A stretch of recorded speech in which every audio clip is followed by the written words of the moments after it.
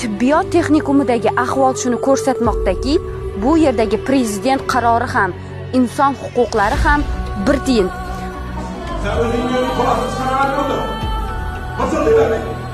O'g'il bolasan, qahramonlikni ikkinchi yo'lasan. Biz qonun ustuvor bo'lgan davlatda yashayapmizmi yoki mahalliy rahbarning shaxsiy quldorlik mulkidami?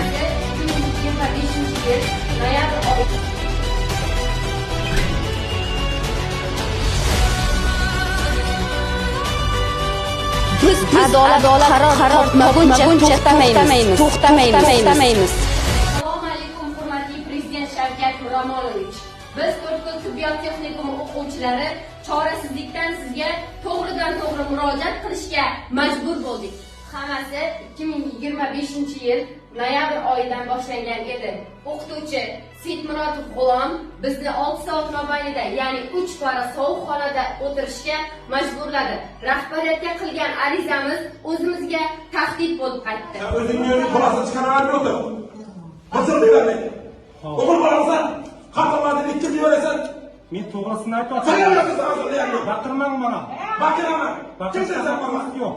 Baqirmay qo'ymayman. Turmasan, qaytarasan bana. Nodish.